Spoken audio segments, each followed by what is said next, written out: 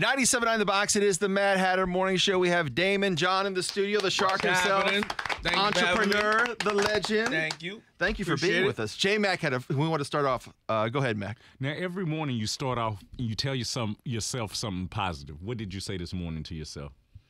I said I'm not going to eat that much sodium in Houston because all my favorite spots here are like salt first. True.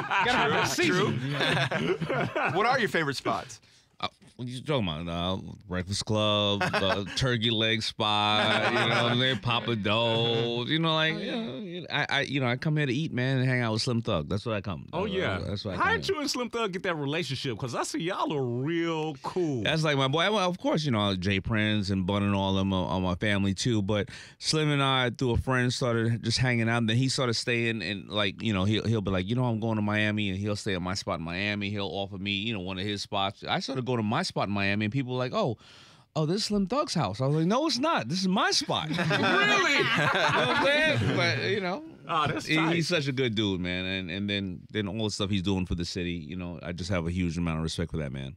Now, you're here, of course, you have gotten the whole music game yourself, or motivational game yourself, and you released your album, Visualize, right? Right. So let's make it clear. I'm not singing. I'm not rapping. I'm not even humming, because you would not want to hear that if that was the case, right? You know, I have a Visualize album, and it is many of my speeches, and there's music to the speeches. I was driving one day, and I heard Martin Luther King's speech that I love, obviously, and one of the DJs put a beat to it, and I was like, man, I want to work out to this. But if you hear one of my speeches, you've heard it once, you don't need to hear it again. Right. But after, you know, I had some really young talent put some music to it, I want people to work out to this, or in the train or the plane or the bus or walking into a speech, get amped about it. So how are the downloads going? Download's great. I mean, I came out the same day as Chris Brown. Yes, you did. I crushed him. I crushed him in my category. What is that? What is that? Motivational speeches by the black guy on Shark Tank. I crushed him in the category. You know what I mean? Man. So it's called the Visualize album, and you know, you can get it on all the streaming platforms. And, right. So when you work out, do you listen to music, or you listen to like motivational? No, I listen to music. I listen to those like soundtracks of movies like when Rocky, you work out? Like Inception, okay, or, you know what I mean? Like yeah. So, of course, Shark Tank, you know, people know you from Shark Tank, but we know you from FUBU, and I know that Houston was a big part of FUBU kind of launching and being successful. Yeah, absolutely. Houston probably is definitely in the top 5. When we came out to Houston, you know, they just always gave us so much love. Tell everybody your story. I know you've told it a million times, but how did you start the whole FUBU thing, and then the success, and then, of course, I'll tell you our story. I'll tell you how you paid for my vacation about 20 years ago. I'll make it real quick. So right around 1989, you know, everybody was saying, you know, all these designers were saying, well, we don't like people of color or rappers or whatever. And I said, who's ever going to make clothes for, you know, the people that actually wear it? And I got inspired by Carl Kanai and Cross Colors. And then, you know, I came out with something called Forest Bias. Now, the big misunderstanding is people always thought Forest Bias was only about a color. And it's not, because, you know, I think that, you know, it was all about people who loved rap. Love music. Right. And I don't care what color you are. If you were Third Base or MC Search at that time, or Eminem today, I don't care what color you are. You just bad. You bad. You know what I mean? Right. So we made it, and just people embraced it, and they started, you know, LL became our spokesperson, and that was sneaky how y'all did them. Yeah, with the Gap ad, where LL would start talking about FUBU in Gap ads, and everybody would wear it. When you're walking down the street, you saw somebody across the street, and if they were wearing FUBU, you knew they were into hip hop. Right. Hip hop wasn't like it is today. Right. I'm talking about '89. I'm talking about 1990, and thank God everybody embraced us, and we're here today. Such a hit, too. Flash forward 10 years after that, 1999, you celebrate your 10th anniversary. Yeah. And you fly how many people out to the island of St. Martin's? I think we flew 300 of the people who supported us, the radio stations, celebrities. It cost us $6 million. We had 4 jumbo jets of people, and we flew them out to St. Martin just to party, and we had a big concert, Mary J. Blige, Gap Band, and like 10 other big artists. And guess who was on that plane, Jazz? The Lucky Jim. The man. This man right here. Thank you. Yes. My wife and I had a great time over in St. Martin's. It was an amazing event, really. We had a really amazing time over there, and it was just us showing people that there wasn't social media at that time, right? So we would go in clubs and buy out the whole bar, and people would, and then fly people out. That was our version of appreciating people, and that's exactly what FUBU was, for us, by us. How much did it cost to send all those people out to St. That was Martin's? $6 million. $6 million, yeah. And it's worth it, though. It was a hell of a party. I'm still paying for it, but it was a really great time, man. And speaking of, I saw that FUBU, they're doing a recent collab that comes out next week with the LA company. Is it Sorella? Sorella, yeah, Sorella. We actually the big opening is on Saturday, right? So we did collaborate. We're doing a lot of collaborations. Puma, Sorella. We did one with Urban Outfitters, Forever 21. Who was really coming back in a version of like with collaborations with the younger companies right now. So we're having a good time. So did you know that it was gonna come back like in this new wave? We always know that fashion repeats itself in 10 and 20 years, and but the younger kids are starting to find it now and recognize it. So it's amazing to see how it's being interpreted now for the younger market. Okay, you started FUBU with $40. Could you start a company now with $40 and make it big? I think you can. Believe it or not. What? I think what? you can. All right. $40. If How? I gave you $40, you could take a company to $1 million company. All right, well, how many times we see somebody just with a bikini and a big old booty start something? Jazz, you got hope. Wait, what? Rewind. Strive to be number one. But, it's not about the money. It's really, I swear to you, that's why I wrote The Power of Broke. It's about building a following. Right. Right? I could try to buy myself. All right, how many companies we see today, like BlackBerry and Blockbuster and Kodak, who went out of business with millions and millions of dollars, right? So it's about creating this following. Okay, so you only got $40. What would you do with $40 right now today? I don't know. It depends. How can you do anything with $40? That's what I'm saying. But You he can barely said get an it Uber. probably could. Yeah, but how many people? All right, so why do people tune into you guys? Because we're the city. We're the voice of the city. Get 'em, Mac. Exactly, right? Right. Because people follow it because they know they're going to be entertained. They know they're going to get the information. They know it's coming from a real place. And that's what I did with FUBU. Okay. Right? Okay. So no matter what, when you create a following, I mean, how many people watch, things on Instagram or places and people you never heard of, but somebody said to you the next day at the water cooler, yo, you need to check so-and-so out. Right. It's always about creating a following. I swear to you, it is. Create a following. Speaking of that, now we go to Jazz. Jazz has a pitch have a for pitch you. All right, we're going to do this the right way real quick, go. all right? We're on Shark Tank now? Yeah. All right. Next up, Sharks, it's her first time in the tank. Well, unless you count the drunk tank. Ladies and gentlemen, please welcome young Jazz. She's bright, bold, brainy, resourceful, quick and sharp, shrewd, slick, and she has an idea for an app. And she's looking for a $250,000 investment from a girl idea. Jazz, what's happening? So, you go out somewhere, maybe you go to a club or an event and you see somebody that you might think is cute. Maybe it's even at the grocery store, but you miss your shot. So, I have a friend who's actually developing this app, and it's called Miss Shots. So basically, it's like you can turn on your location services in certain places that you go. And then 24 hours later, you can see all the people that were there, and then you have a chance to message them. So it's kind of like a Tinder or like a dating app, but you had to have been in the same place. Yeah, but you missed your shot. No, I like that. I like that. It's like if you miss as a stalker, right there, you can follow up on your stalking. So you're saying you're out already? It's like follow stalking. Yeah. I like you that. have the option to turn, your location on or off. Because your iPhone, they track everywhere we go anyways. First time something happens to somebody, the lawsuit. Love that idea. I love that idea. So, but how would people? The biggest problem with any company is how other people are going to know about it. Jazz? How they're going to know? Turn it on because this is what happens. You may, Jazz, how they gonna know? So you know how they have Snapchat codes that you can scan and do stuff. So at the door at an event, you can scan in the code. Nice. I like the We're idea. back on track, okay? All right. So you want $250,000? Yeah. I'll give you $40 for it, just like I started. Let's get it cracking. We'll both feel very comfortable. Jazz, are you going to take the $40? I think I had to decline. I think you're shopping this around. Too big to start. So were you actually actively seeking to be on a reality show when they hit you for Shark Tank, or how did that all happen? No, I was chilling. And Mark Burnett called me and said, we think you. I think he saw me on Donnie Deutsch show, and he said you could break down a pitch, and you got a couple of dollars. Why don't you come on the show? And I was like, okay, no problem. And then they were like, well, you're gonna pay for all the people you invest in. I was like, hell no, I'm not going on that show. Why you didn't want to spend your money at this particular I was like, wait a minute, why? Yeah. Wait a minute, I'm going on in Hollywood. You're supposed to pay me. Right. Like, what are you talking about, you pimps? You're nasty. So then I said, you know what, I'll go out there, I'll do this little pilot. Because I said the show is never going to get anywhere. And I said, but the deal is I got to be able to pitch Mark Burnett himself 3 smoking hot shows that I got. Okay. I go to breakfast with him. He knocks down the ideas before the eggs even come.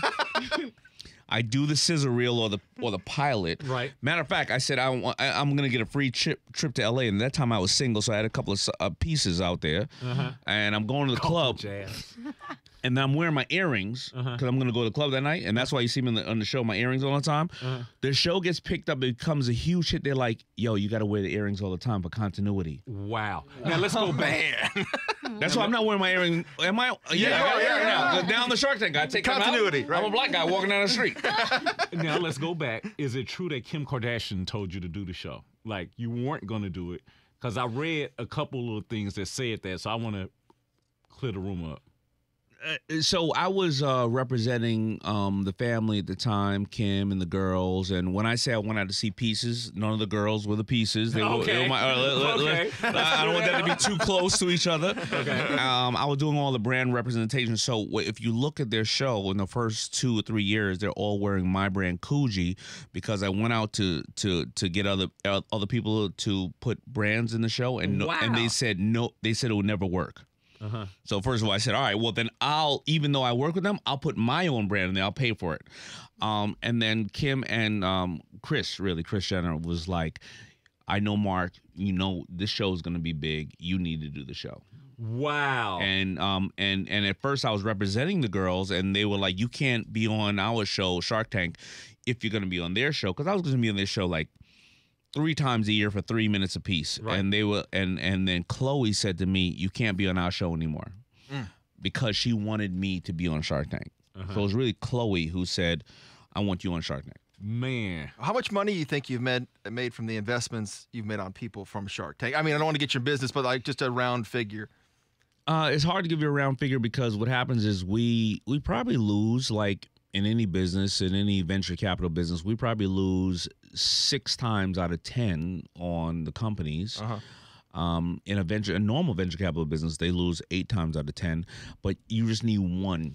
So like my Bombas guys who came on, they were doing Sox guys. Yeah, Sox guys. They were doing $800,000 a year. Now they're doing $100 million a year.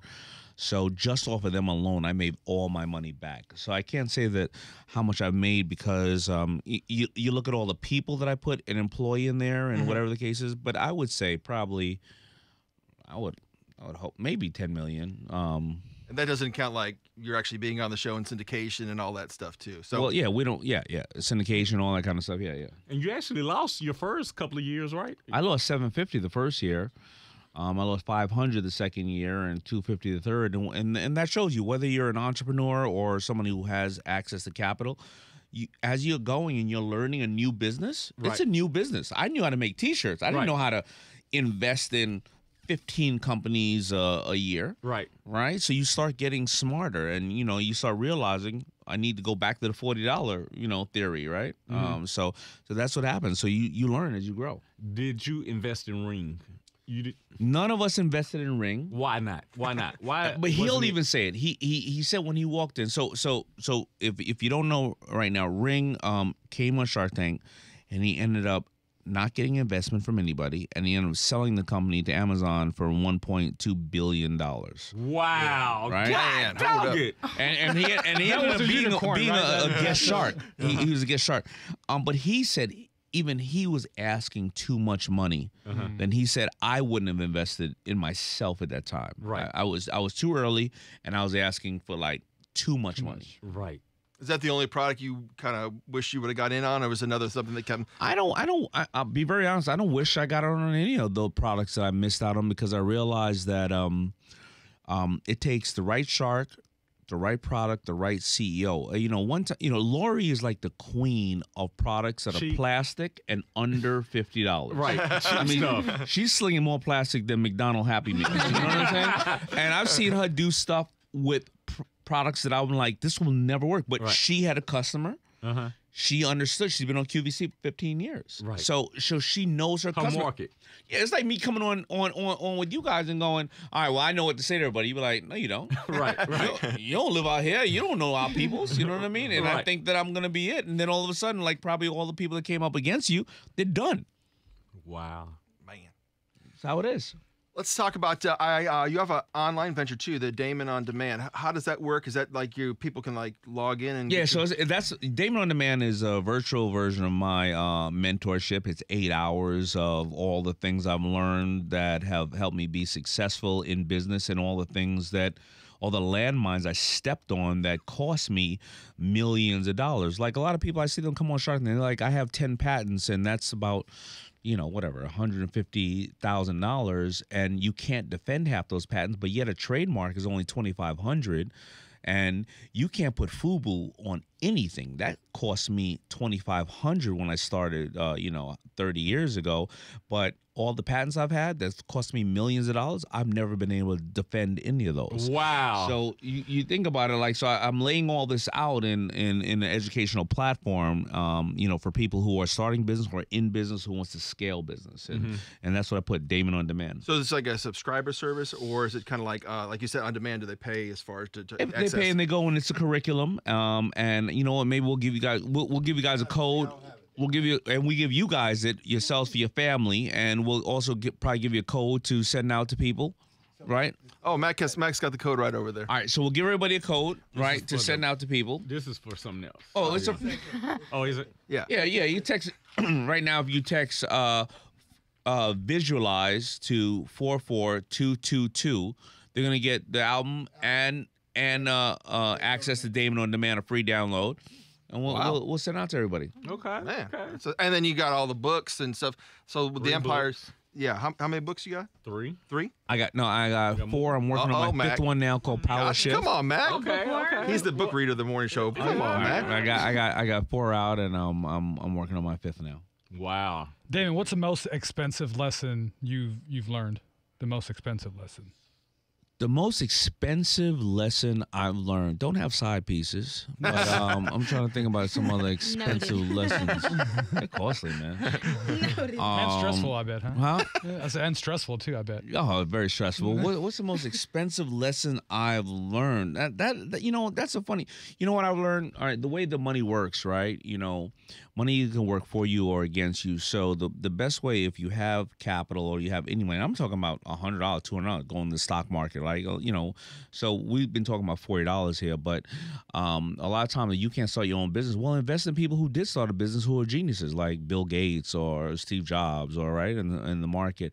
But the best way, if you have money, make sure everybody else pays for your debt. So anything that I own, somebody pays for, whether it's a car, a jet, or an apartment building, or whatever the case is, and anything that I have to pay for, I rent. Why? Because I can write half of it off. Right, so if you have enough money, why don't you go and get a small house and let whatever the case is, and let somebody pay that rent for it. So if your mortgage is $1,500, let somebody pay $1,800 for it every single month and pay it down. And then if you're gonna have to go rent something, and then pay it down, and then write off as much as you can of it. So let other people pay down your debt. That's the most probably important thing. It's an old saying, money is a great slave but a horrible master. So a lot of people just think that money is just purely something that you should go and buy things and doodads and things that you want, but let everybody else pay for your debt if you can. Speaking of money, when did you realize that you weren't really rich when there were richer people than you? Like Every day. really? Like First time I made my first $1 million after I paid the tax on it, I came to $600,000 after I paid off the house and gave a couple of friends some money and all your family who has problems. I realized and paid off your credit card bills. I realized I was broke. Then I remember walking into a room. I had my FUBU chain on. right. I remember that chain. I paid like $150,000. Okay. $150,000 for it, right? Right. Dudes was rolling up with cars that cost $5 million. What? I had to tuck my chain in. You know what I'm saying? And when I'm around millionaires and well, not millionaires, but billionaires, what I notice is I've been in a lot of rooms where people are talking about how much money they spent.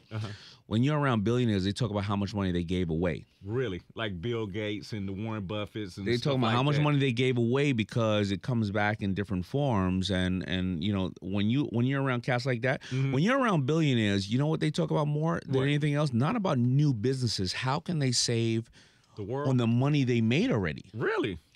If you're somebody who's making $1 billion a year, instead of starting a new business to make $200 million, if you're gonna have to give away $500 million of your billion, how can you have that tax loss. shelters to save $300 million of that? Wow. They're thinking a whole different way, and I'm Level. up there thinking about talking about, yo, I'm gonna buy a new chain. Right. You know what I'm saying? So fascinating when you're around people of really high wealth people. So is that your goal? I mean, you've pretty much done it all. Is that your goal now to be in that No, era? I couldn't care less. I mean, at a certain point when you made a decent amount of money, you know, I had Over $100 million. Yeah, that's a decent amount of money. I can deal with that. Yeah. You know, in all reality, man, I had cancer 2 years ago, and I'm cancer free, and the reality is, thank you, and I have a brand new baby girl. Baby girl. Brand new baby girl. And at certain points, you're gonna say to yourself, how do I just live life? Like, what would another 500 million do for my life? It'll be a bigger boat. Right. What's it gonna be? Like more cars so my bigger friends could house. drive? Like a bigger house so you only stay in your kitchen and living room and bedroom in your house. Right. So why do I need 17 more bedrooms?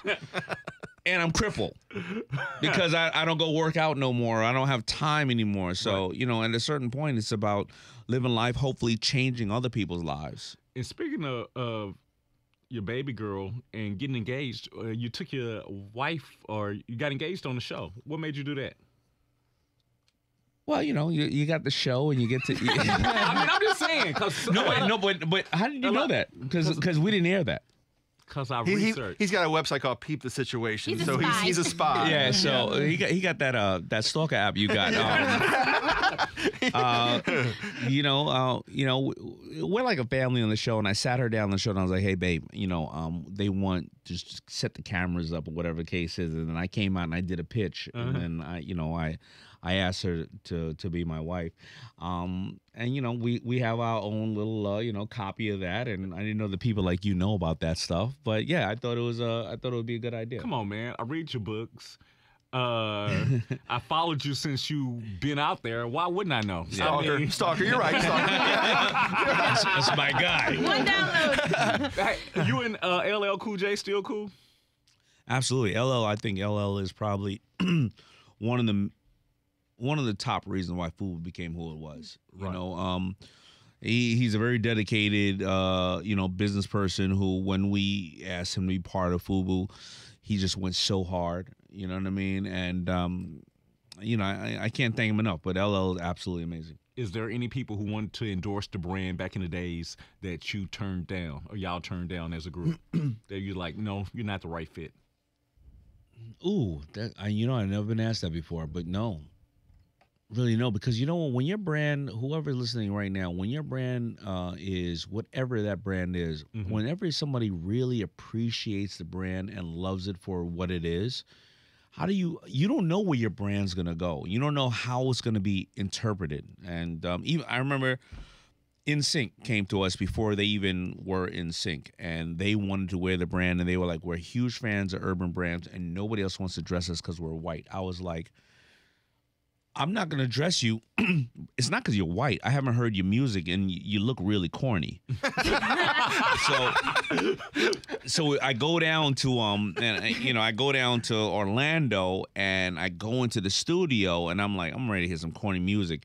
And I look in the corner, and Justin was there, and I was like, isn't that Justin from the Mickey Mouse Club? Of course I'm going to dress them. I love the Mickey Mouse Club. So I dressed them because of the Mickey Mouse Club. And it became huge, and, for their followers as well. Wow. That's tight. That's tight. So you've been in the business. What are some of the designers that you respect and have a lot of respect for, coming up? What were the designers that you like, but maybe they weren't designing for the audience you designed for? Oh, I mean, I'm like anybody else. I love, hip hop. The first hip hop brands were Kangol and Le Coq Sportif and Alessi and Fila and Reebok and Levi's and Lee's. And today, I'm not really into the current design, but of course, I love the Louis of the world. But of course, I love the Supremes and. But see, you get to talk to them. So when you get to talk to them, were these the people you thought they were going to be when you got to talk to them? Because at one point you were building that brand, and now you get to be in the offices with those people, like the Ralph Laurens and stuff like that. Do they just think that, hey, this is just another black brand did they think that it was going to go away? That, because I remember during that time, Sean John and all of those clothes and stuff like that and everything, man. I had all the FUBU. All the FUBU. Rockaware. The same way the Caulk and I and Cross Colors helped me, I'm grateful to say that I was able to put the president over at Sean John, my man Jeff Tweedy, and I distributed Fat Farm in Amsterdam.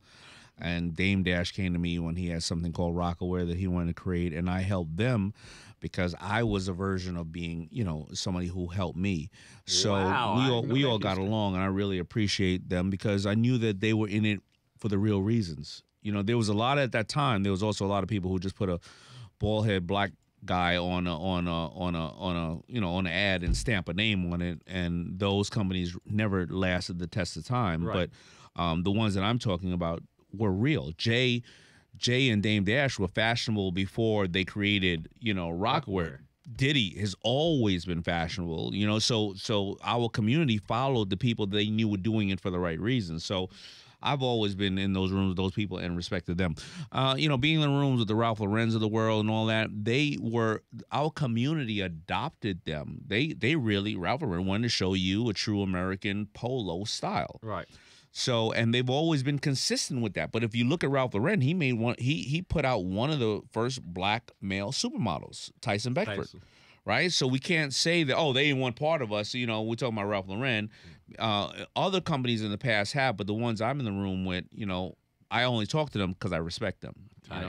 Speaking of, do you think that our community should boycott brands like Gucci and stuff when they make mistakes like they have recently? I think they should. I don't know if they should boycott them necessarily, but there's so many choices out there. Go someplace else. If somebody's made that mistake, and I believe it was a mistake, but you look at Gucci and they've done a mistake, but then yet they'll support and do a deal with Dapper Dan. So I think it was a mistake. But if you're uncomfortable with it, you're a consumer. You have a choice to buy from anybody. Why do it? Yeah. Last thing. Best advice someone gave you in business and best advice you can give somebody out there in Houston right now looking to start up their own business. It'll be so. The best advice is the quote that I used earlier: "Money is a great slave, but a horrible master." But the best advice that I can give anybody else, whether we go back to the $40 theory, is start with no money.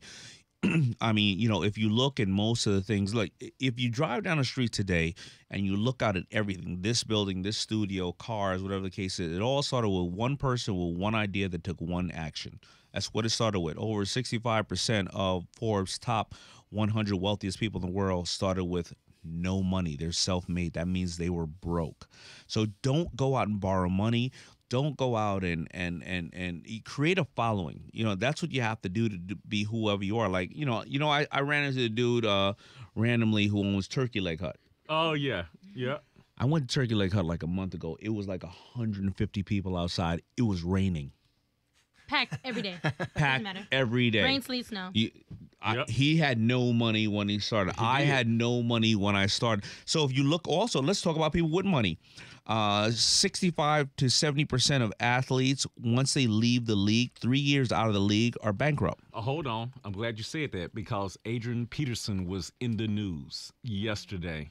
And I'm like, God, dog it, don't tell me Adrian is broke, but they said that he's on the verge of being bankrupt. Like 100 mil or something? Yeah. Like, same thing with lotto winners. Why? Because if you don't know how to use a tool of money, and there's nothing wrong with athletes being broke. I'll tell you why. Because they've been taught since they were 5 years old to be the best physical specimen in the world. How are you going to also learn business, also learn this, also learn that, right? You're in the books every day doing what you do best, right? Right. You know, a lot of doctors are broke, but they'll save your life. Right. I can't cut you open and save your life. You don't want me doing surgery on you. Right. But I got a hell of a bank account, right? So you know, when you learn financial intelligence, it's the most important. We're not taught financial intelligence as kids, but yet we can get up to be about 18 years old, and then we get $300,000 worth of loans for colleges that will end up paying off for the next 30 years on a career that we don't know if we want. So it's financial intelligence. It's how money works. That's the most important thing. Like, there was a guy who died about 15 years ago. He was born in 1930. The biggest job, African-American, the biggest job he ever had was working for UPS, and I think that he made $30,000 a year. But he was so financially intelligent that he gave away $70 million when he died. Dog it. I'm going to have to go look up that story right now. Yeah, Tony Robbins talks about it all the time. Wow. Well, thanks for coming. So we have the TV show is back on ABC. Shark Tank is back on. We're back on in September, season 11, making people's dreams come true. Hopefully people listening today will be on the show if they have an idea or a product or a company. We have the Visualize album. You know, please go out there. It's all about the people getting motivated to, you know, do what they want to do out in life. And you can text Visualize to 44222. Daymond on Demand, and, you know, just catch me on all social media platforms, just trying to hang out and learn from the people who follow me as well as teach them. I feel like I've learned already. Me Daymond too. John, All right, thank you all. Thank you for coming to the Madd Hatta Morning Show. Appreciate it. Thank you.